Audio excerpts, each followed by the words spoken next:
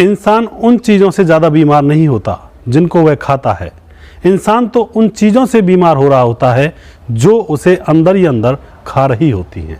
दोस्तों, औलाद, माता पिता को हमेशा यही इच्छा रहती है कि उसकी औलाद उनके कहे अनुसार कार्य करे।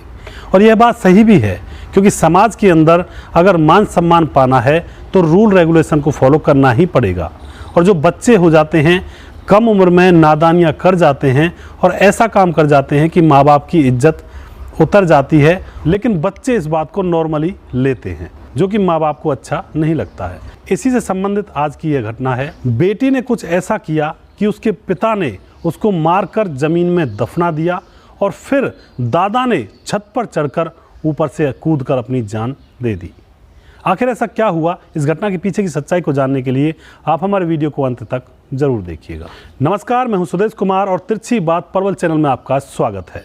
दोस्तों, यह घटना है बिहार के मुजफ्फरपुर के गांव बालू छापर की। बालू छापर में एक कौसर खातून नाम की एक लड़की रहा करती थी, जिसकी उम्र थी 15 साल। वह अपने घर में अपने पापा और अपने दादा के साथ रहा करती थी और उसकी मम्मी अभी 1 महीने पहले गुजर चुकी थी कोरोना की वजह से। दोस्तों, वह अपने पापा के साथ रहा करती थी और उसके पापा ने अब दूसरी शादी भी कर ली थी। अब उस घर में उसकी एक सौतेली माँ भी आ चुकी थी। दोस्तों, समय अच्छे से गुजर रहा होता है, कोरोना की बीमारी का समय चला हुआ होता है, सभी अपने अपने घरों में थे और अपना समय गुजार रहे थे।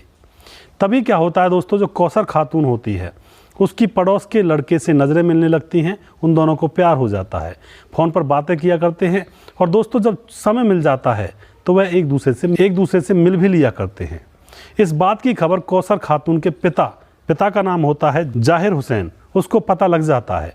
वह अपनी बेटी से कहता है कि बेटी ऐसा काम मत कर, पड़ोस की बात है, ये गलत काम है, ऐसा वैसा कुछ मत कर। बेटी उस समय तो अपने पिता से कहती है, ठीक है पिताजी, मैं ऐसा वैसा कुछ काम नहीं करूँगी, मुझसे गलती हो गई। तो पिता समझता है कि बेटी शायद समझ गई होगी। फिर कुछ समय गुजरता है, फिर पिता खेतों से एक दिन वापस घर लौट रहा था, तभी वह आकर देखता है कि उसकी बेटी फ़ोन पर अपने उसी लड़के से बात कर रही है और हंस कर बात कर रही होती है।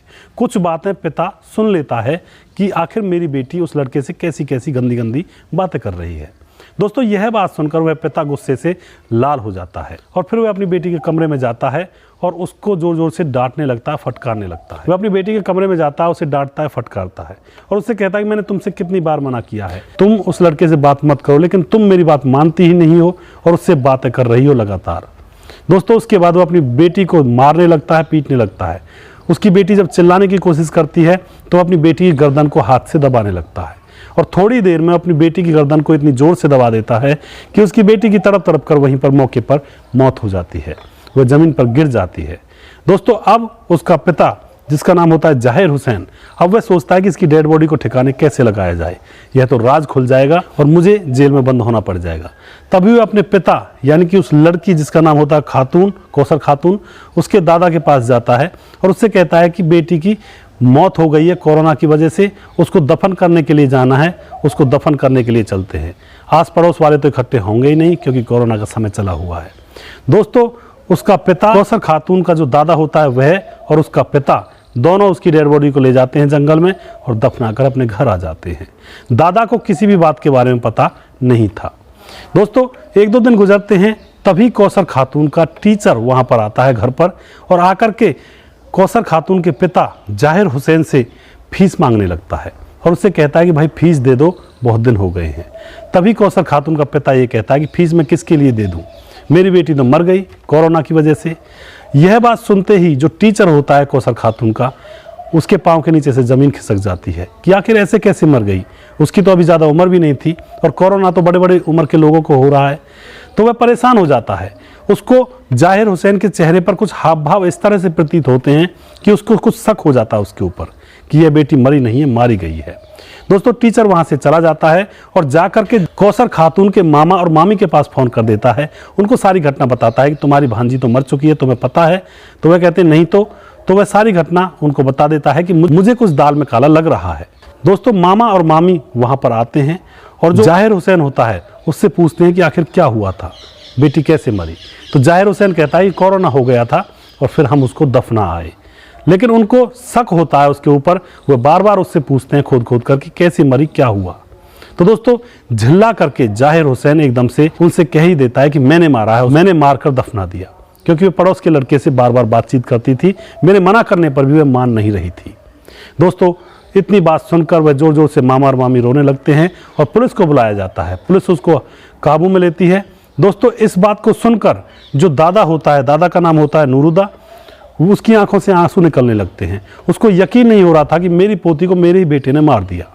वह गुस्से में आता है और फिर छत पर ऊपर चढ़ जाता है।